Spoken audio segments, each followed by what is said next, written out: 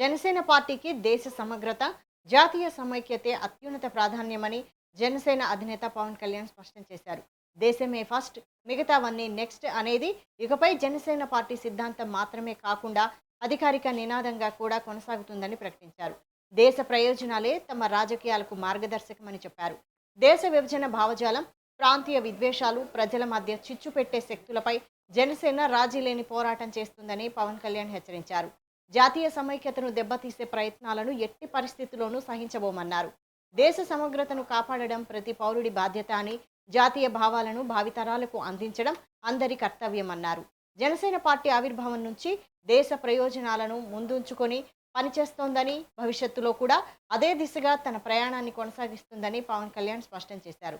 రాజకీయాలకు అతీతంగా దేశం కోసం ఆలోచించే శక్తిగా జనసేన నిలుస్తుందని ఆయన వెల్లడించారు.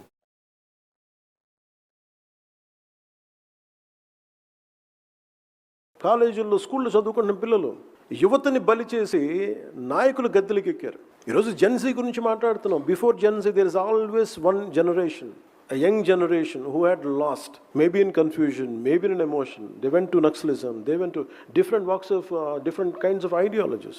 తెలంగాణ సాధనకు కూడా నాకు ఎందుకు తెలంగాణ మీద అంత గౌరవం ఉంటుంది, ఆ యువతను చూసి నాకు నిజంగా గౌరవం వస్తుంది. ఒక నేల కోసం ఇంత ఆత్మ బలిదానాలు చేసుకుంటారా అనేది.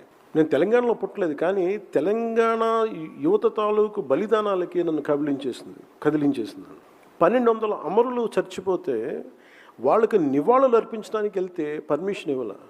అంటే ఈ దేశంలో నేను ఇక్కడ రేపు పొద్దున ఇండియా గేట్కి వెళ్ళి నేను సైనికులకి వందనం చేయాలంటే నేను ఎక్కడ పుట్టాలి? కాశ్మీర్లో పుట్టాలా? పంజాబ్లో పుట్టాలి? ఇది నా నేల కాదా? నా దేశం కాదా?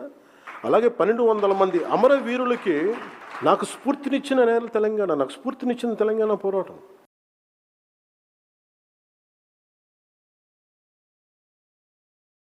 కాలేజీల్లో స్కూల్లో చదువుకుంటున్న పిల్లలు యువతని బలి చేసి నాయకులు గద్దెలకు ఎక్కారు. ఈరోజు జెన్సీ